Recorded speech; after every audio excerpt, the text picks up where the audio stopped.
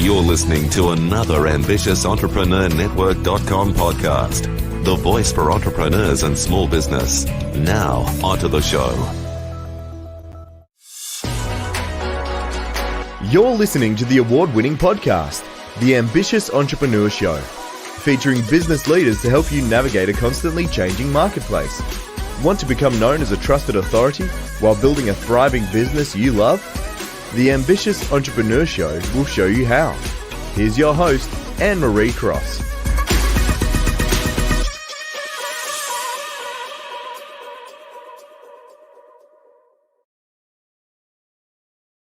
And welcome to another episode of the Ambitious Entrepreneur Show, brought to you by the Influence Alliance, the business building community for change makers who want to build a sustainable, scalable business they love. Yes, I'm your host, Anne-Marie Cross. Now, let me ask you a question. Do you want the freedom to think big, achieve more, and create meaningful change and do things differently in your business? You've got many thoughts, many ideas, but you just don't know where to start. Well, if you've answered yes, then today's guest is certainly a must listen to. And if you want to jump on and ask questions, please feel free to do that.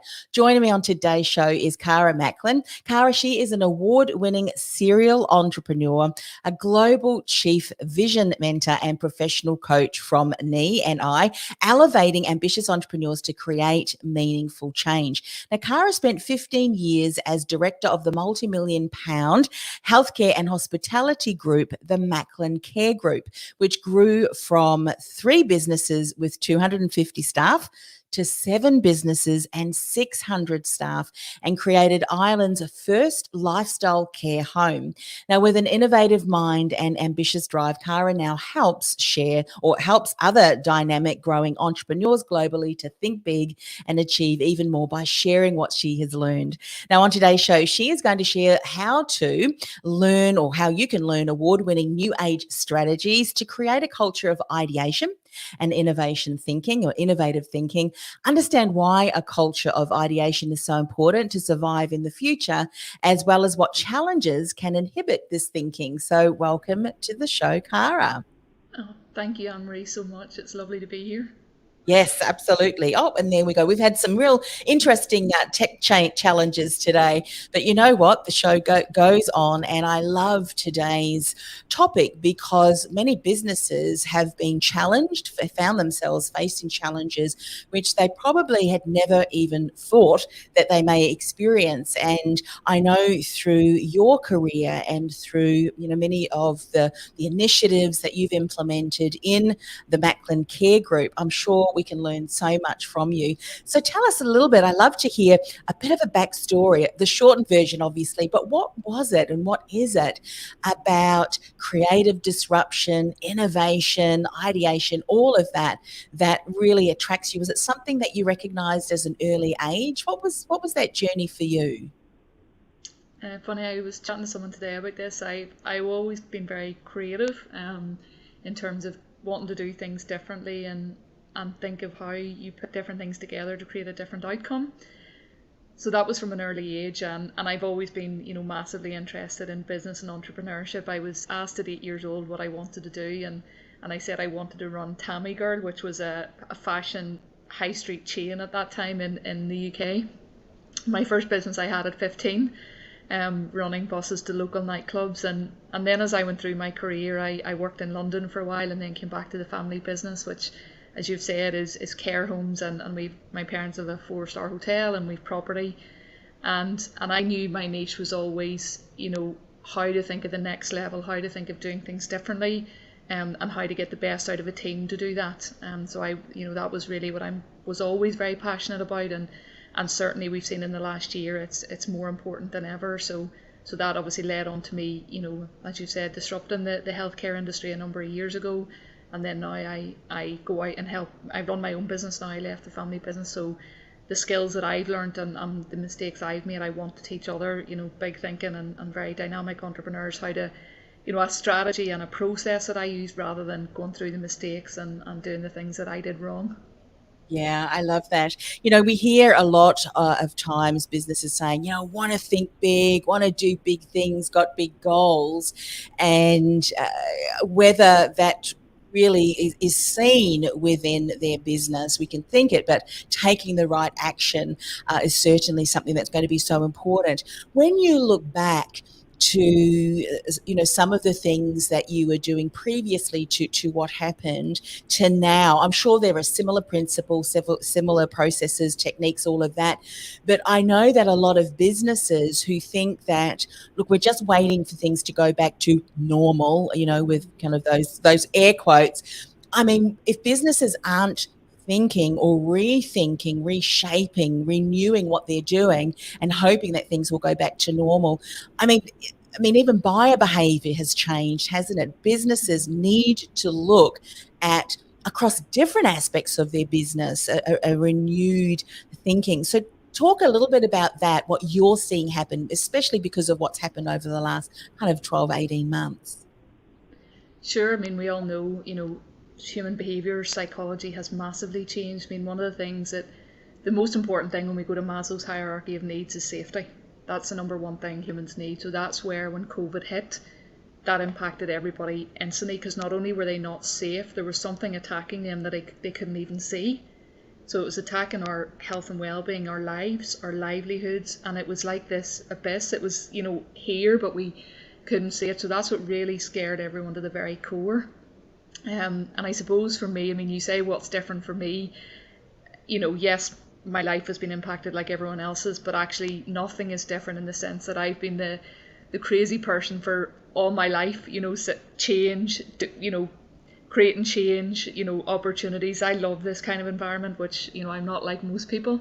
My teams, God love them, years ago used to hate when I went on holidays, because I used to come back with a bit of free time and lots of new mad ideas. So, this, and I said it probably 4 or 5 years ago in a business event, I believed then that what we're seeing now, I certainly didn't predict COVID, but I did believe that the future of business was going to be extremely volatile, extremely uncertain, extremely disruptive. And I wish I could tell your listeners any different, but I don't believe it's going to be any different. For us, we had Brexit. We still haven't got out of Brexit in the UK, and Northern Ireland's caught in the middle of that. We're still in that. I grew up with my parents running business with, I don't know if you know the history of Northern Ireland, but a lot of political unrest. So that was a constant part of business every day.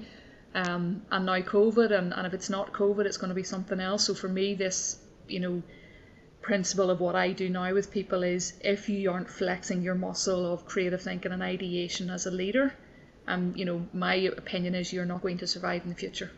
Yeah, totally agree. And as someone who can resonate with that, there's nothing more inspiring than having a break, because that's often when the best ideas come to you. Let's talk about then award-winning, and these are obviously things that you've been recognised for, the steps that you put into place, award-winning new age strategies to create this culture of ideation and innovative thinking. First of all, let's define what you would say and have seen. Obviously, everything that you're talking about now, it's not just ideas, you've implemented them across the businesses. And as we mentioned, you were able to take the Macklin Care Group from 3 businesses with 250 staff to 7 businesses and 600 staff. And I'm sure you've got a lot of other successes through the clients who've implemented these as well. But when you talk about culture of ideation and innovative thinking, what does that mean to you? So if I give you an example, a lot of the leaders I work with say to me, "Oh, Cara, why am I the only one that has to come up with the solutions in this business? Why does everyone come to me when the problems happen? Why am I sitting here on a Friday afternoon trying to do my day-to-day job, and then I'm trying to solve these problems of the future?" And I say back to them, well, that is your problem, because that's not the way it should be. So if I tell you how I, yes, when I led businesses at the beginning, it was like that, but very quickly, well, when I say very quickly, any change management takes time, but very quickly, pretty instantly, I was starting to work on how do I get the best out of my people and how do I get the best ideas out of them. So unless something drastic went wrong, which sometimes it does on a Friday evening, but my week consisted of staff coming to me with more ideas, bigger ideas outside of their department. And people think, oh, you have to be a certain level. I mean, I'm working with one leader at the minute who's now a C-suite person, and they said, "Oh, Cara, I always believed that these visionary leaders were created that way. She said, now I realise there's strategies and principles to help you think bigger, to help you, look to the future, to be more strategic, which I'm now teaching her. And you can teach your staff that too. So when you see a culture of the ideas are not just coming from the people at the top, because actually that's not where the best ideas come from, in my opinion. It comes from a combination of people, your customers as well. I mean, I teach leaders how to get, there's amazing ideas within your customers. You just need to ask them and have the right systems to get it out of them. People often say to me, oh, we'll bring in a consultant, an innovation consultant to tell us how to run our business better. I totally disagree with that. I'm not a consultant. It makes so much sense, because there's nothing better than someone who's engaging with your products and services, who's using it from a customer level. And I love the way that you've said, look, you need to create a culture of ideation across all aspects of your business. And when you start to create that, and it needs to be part of the culture, it needs to be part of the documentation and encouragement.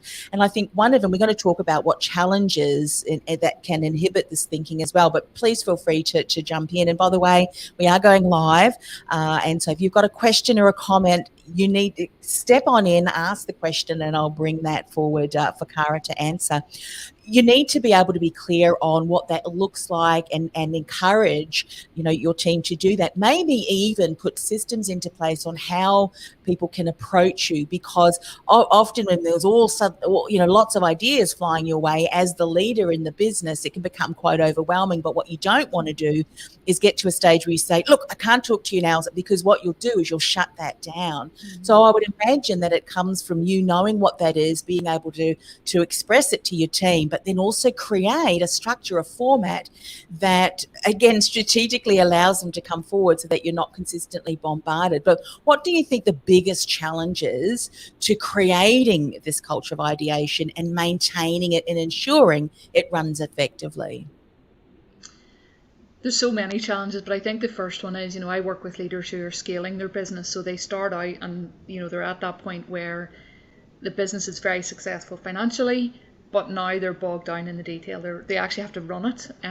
They can't let go and still feel that they've got control of the business. So they're doing they're trying to do the strategic working on the business, but actually they can't do it because they're, I say in the trenches. And actually that's not where they enjoy being, and that's not where they should be. So the first challenge is getting them out of that, and helping them to be able to let go. I say let go in a controlled way, and there's ways that you do that. The challenge of them being in that zone is, firstly, you said it, they don't have time to think properly. One of the analogies, I've done a lot of work with, innovation consultants all over the world to enhance my knowledge, and one of the things I learned was the terminology, the penny drops. Is where Einstein, I think, sat with a penny between his legs, and when he went into a subconscious state and was just about to fall asleep, he put his feet were in a tin, so the penny hit the tin, so that woke him up, and whatever was in his mind, he wrote down. So he trained himself to get into that zone of, relax. We don't come up with good ideas. I say to people, when do your best ideas come? They come in the shower. They come when you're out for a walk. They come when you're on holidays. They don't come when you're in work, really, really busy. So you have to recreate that shower moment for your staff in work. Because people say, oh, well, I've asked the staff for ideas, Cara, they don't have any. And I said, well, it's not like a light switch. If I just say to you now, well, just tell me 10 new ideas, you don't just come up with it. So leaders need to give their staff the time and create the environments. The other challenge leaders have is, there's the analogy, what got you here won't get you there. But of course, what got them here has been very, very successful, which is their own expertise, their own rivers of thinking. But the more successful they are, the deeper that is. And to disrupt that is very difficult, because the more experience you have in an industry, and the longer you're in it, or the more successful you are, the harder it is to help you think differently. So there's ways I do. So one of the things I say is, who is on your board or who is on your senior team that is that disruptive person? So I would do work that I am that person on boards for people. So I would have brought in people in the businesses I had that were not in the same industry as us for that exact reason. Because you can't, when you're doing the same thing day in, day out yourself, you cannot, it's virtually impossible to disrupt your own thinking. And when you start to bring the culture into your team, the hardest part then is when you start to ask staff for ideas. So they are petrified because they think, are you trying to catch them out? Their ideas aren't good enough. You're the leader, so you tell them what to do. We all went to school and the leader stood at the front of the classroom and they told us the right or wrong way to do it. So from we were 4 years old, we've been ingrained in a system that the person at the top knows the answers. They tell us the answer, they tell us how to get to the answer, and we do it. The same thing happens in business. So we are training people from 4 years old, actually, right through their lives, not to be imaginative and come up with ideas. So that there is no surprise then that people are in the workplace and they cannot come up with solutions. And that's where COVID hit so many businesses so badly, because their whole culture was person at the top tells everybody what to do, they do it. But of course the person at the top no longer knows all the answers because the environment is so complex. Yeah. I know that we've talked a lot in this show about entrepreneurship, and a lot of now, even in schools, I see the curriculum, even as, secondary, and I think even in primary, they talk a bit more about entrepreneurial skills, because being an entrepreneur is about problem solving, finding new ways and doing things. But I also had a conversation with someone who specialized in the area of intrapreneurship, and that was where you've got these team members working for you who very much come up with ideas but work under, the structure of an entrepreneur. So for entrepreneurs listening to the show, you want to get intrapreneurs onto your team, but you also want to create that culture, which what you're saying, Cara, because you mentioned it can be learned. It can be learned if it's nurtured and supported. And I know for many people who are listening and watching this show, they are more of the solopreneur and growing.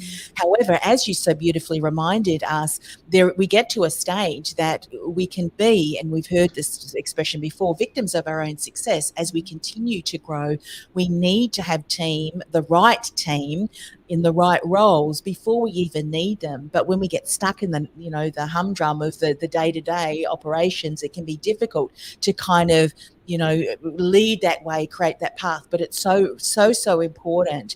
Where would someone then start when it just say, and you don't have to spend too much time in this, but if it's that first step to recognizing, okay, Cara, I am the bottleneck in my business, I do need to start looking at team. What are some of the things that you've foreseen when it comes to, expanding our team?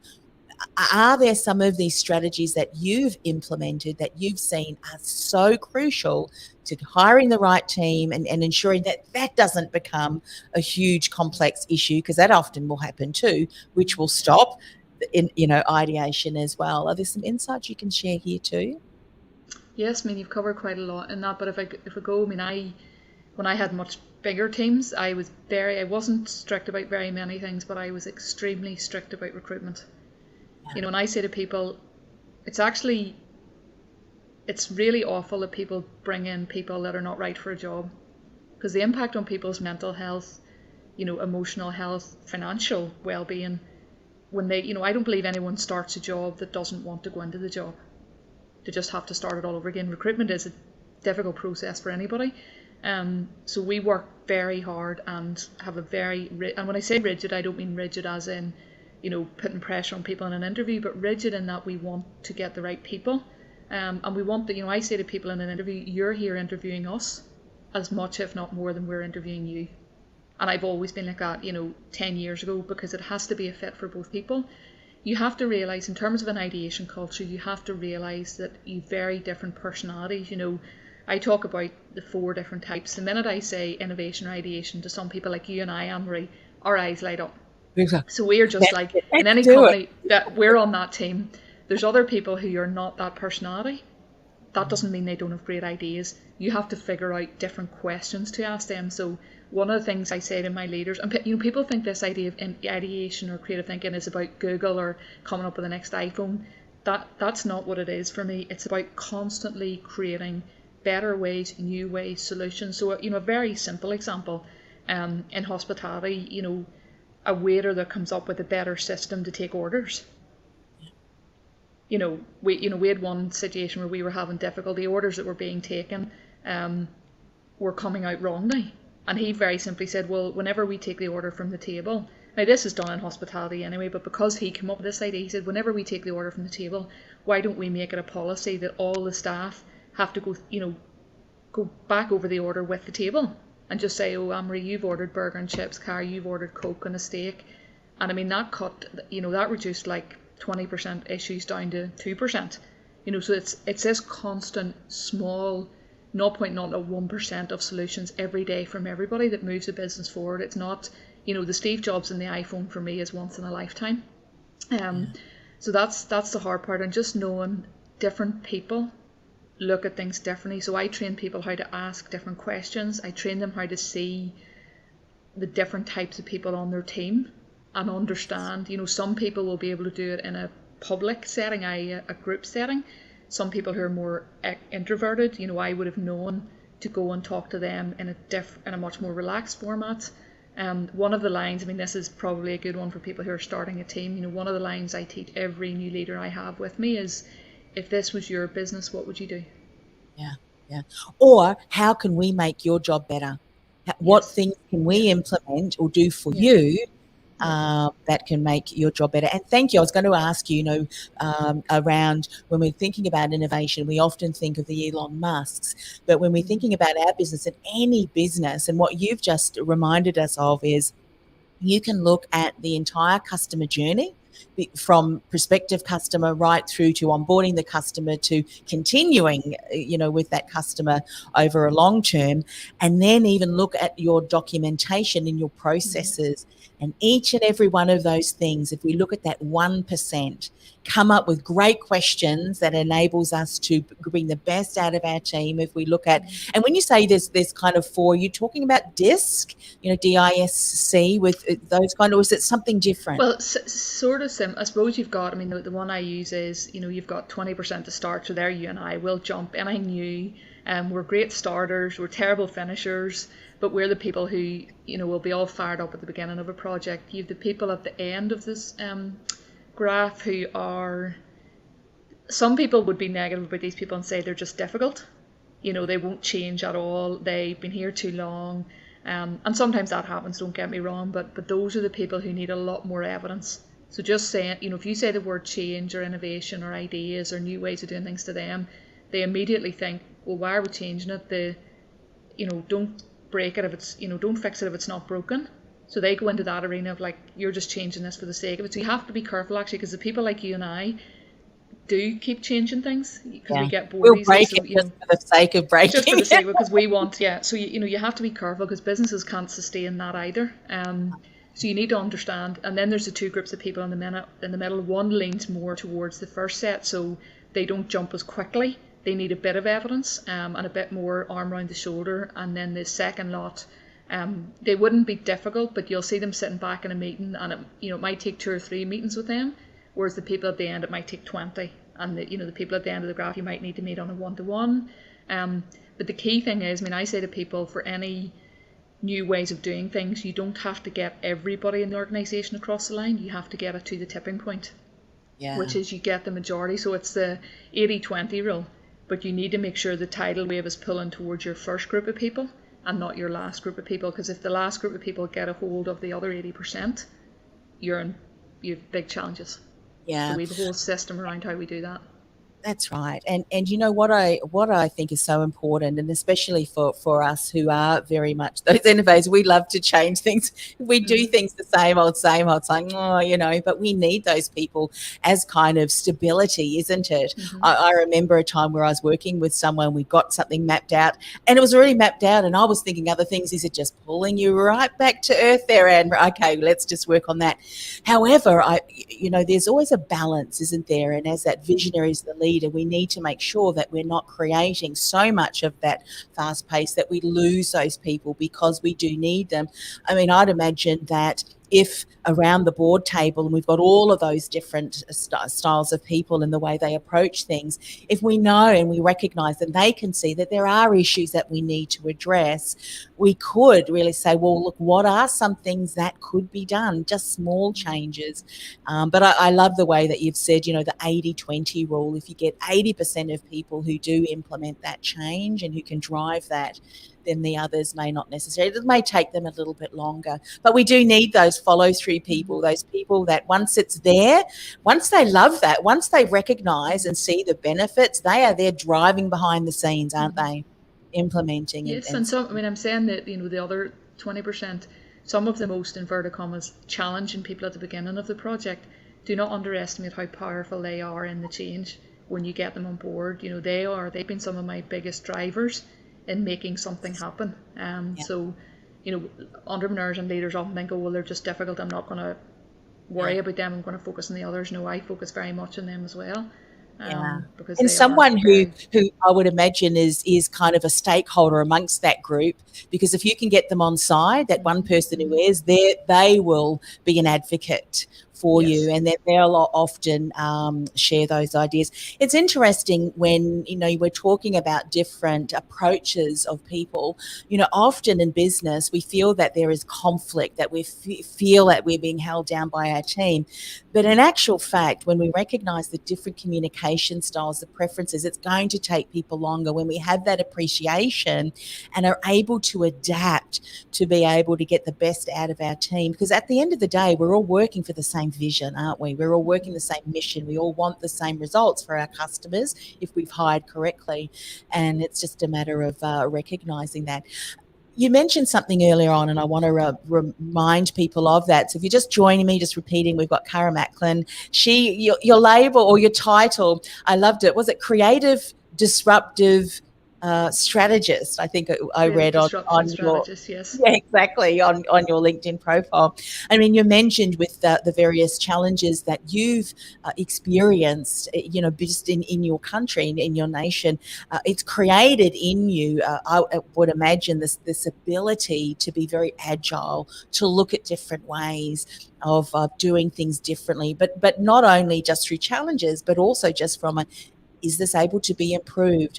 And as you've mentioned early on, we're now at a stage where businesses need to be more agile. They need to create this culture of ideation and innovation, even the smallest of things. You don't need to completely come up with something. So moving forward then, as businesses who maybe have not created that, you've mentioned a number of key insights, but let's just talk about from a leader's point of view, because I think we need to hold that vision. We need to hold true to that, even whilst the rest of the team continue to get on board. So speak to some of the leaders and visionaries that are listening and watching, and even the recording. What are some of the things that are so important from a CEO, that leadership, that leader of that business, to maintain, to ensure that we hold on to that? Because agility and the ability to adapt and change and innovate is so important moving forward. You've got some insights to that? Yes, sure. I mean, it's like anything. We all, what happens in a business exactly mirrors a leader. So unfortunately, when things are going badly, it mirrors exactly you. And when it's going well, and I say to leaders, you cannot create a business that's agile and a culture of ideation unless you're doing it yourself. So some of the things I say, okay, what development have you done in the last 3 months? What groups are you going into that are different from your normal group? What you would have found in industries are people hang out with people in the same industry or the same country or the same businesses in a local town, and that's very important for an element of the business in terms of networking, collaboration, and I do that too. But where do you go and meet the people who think differently to you do? Because when you're in that environment, it disrupts your thinking. What different podcasts are you listening to? To disrupt, and you talk at the beginning about thinking big and disruption, all that. This stuff is not easy. It's very difficult. It's a lot easier, human nature, it's a lot easier to keep doing the same thing over and over again. And back to COVID, that's why it hit everyone so badly, because not only did we have to do things differently, we had to do things differently overnight, immediately. So the people who weren't agile, and I say it in a sporting analogy, you can train very hard to be strong and lift weights. If you don't, stretch every day you're training and be flexible, you'll lift a weight someday and you will pull a muscle and you will wreck your leg. And that's exactly what happened in COVID. Businesses were very strong at what they were good at, but they weren't flexible. So when this other thing hit that they didn't foresee, they didn't have that flexibility. So that's the key thing. And in terms of a leader. And certainly, I'm saying this for my own development as well. I have always in my whole career had mentors and leaders and coaches and people around me to disrupt my thinking, because, it's like having a personal trainer. I just believe they can watch and see and fix the one or two things you're doing wrong that makes such a massive difference to your overall performance. And that's what those sort of people bring as well to the table for a leader, because it's very lonely being an entrepreneur. It's very difficult, being a leader and trying to do all of this on your own. Yes, you have a team around you, but that's different from someone who is very objective alongside you. So that would be some of the and that, this is recommendations that I have done myself. So everything I recommend to other people is what has worked for me. Yeah. Such a great insight there. When we think about our teams and even people outside of business, what we've been through has just impacted every individual across the planet, and so many people are going to be finding that their mental health, their emotional, that it has, their muscle has been stretched. And in those instances, a few people have said, and I've just got to go and get support, go and talk to one who is skilled, who is an expert in this area, to be able to talk through that. And that's the same with business owners. It can take one word and being in one environment where you're listening out, and all of a sudden they plant a seed or they say something, and it takes you on a completely different trajectory, and you think, I think that's relevant for me. And it's not just a would like to have to do one day. It is a must get in, get that support to stretch your thinking, because we need to not only be here implementing, overseeing, supporting team, we always need to have an aspect of kind of the risk management, the stretching, what's coming up.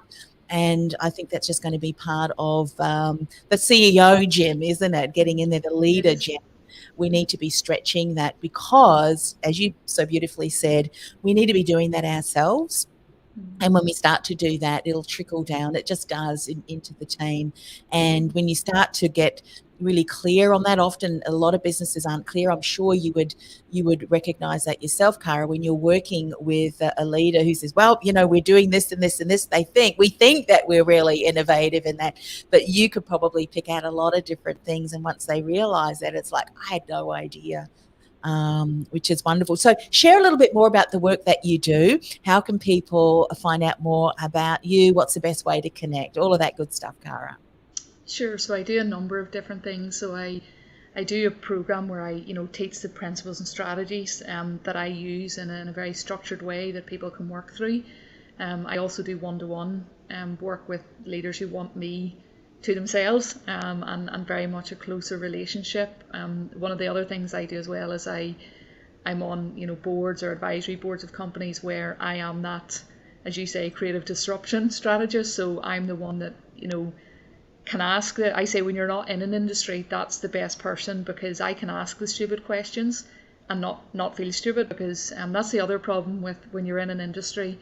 You don't want to do anything different, because you should know what you're doing, and if you step out from doing that and you do something different and it goes wrong, all of a sudden you're not an expert anymore. Whereas when you bring in someone who's not in the industry, they can say and do things and help around a senior table to just shift your thinking completely. So I do that as well. And so in terms of finding me, my website is Caram, that's my company, caram.org.uk. I'm on LinkedIn as well, very active, and Facebook, and I've also got I've recorded a webinar for your listeners that they can have for free.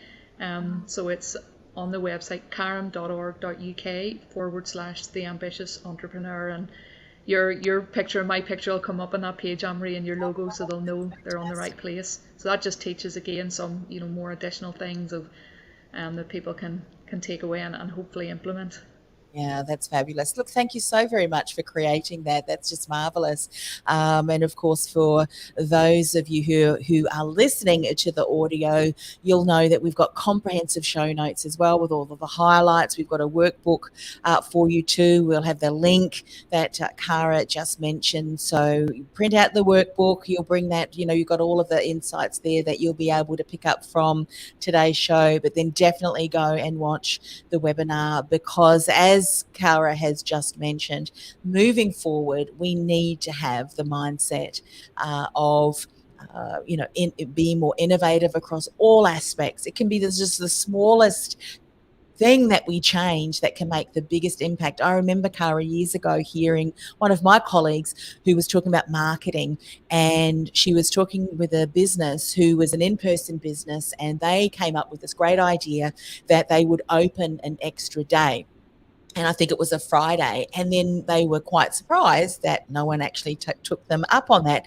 So when they actually went and asked their customers, which was probably something they should have done beforehand, the customers said, well, because many of us are women, Friday is not good for us. But if you could do this and this, it would be wonderful. Just through asking and changing their hours to suit their existing team members, their existing customer base, just, I think, doubled their business. And it's things like that across all of the aspects of the business.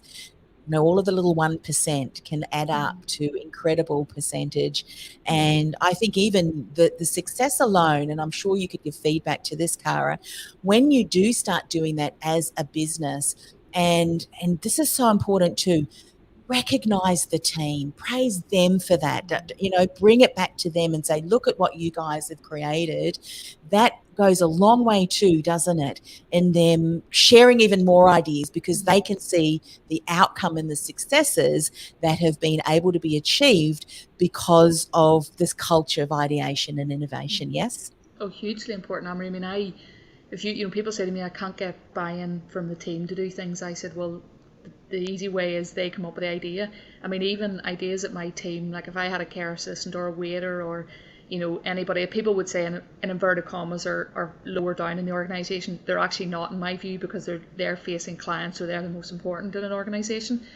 But if they came up with an idea, they were part of the team implementing it. Yeah. So that meant if we had, strategic workshops, boardroom type stuff, meetings, those people were given time off the floor, paid, to sit in that room with those, whoever, so when it comes to ideas, there is no hierarchy. Everyone's in a room. Share the love, share the gratitude. And you make sure, I made sure that, I still talk about amazing ideas that my team come up with, and, and that's my job. My job is to create that environment in a business that they come up with ideas, and once they come up with them and start to implement them, the leader can, start to, as I talked at the beginning about leaders who can't let go.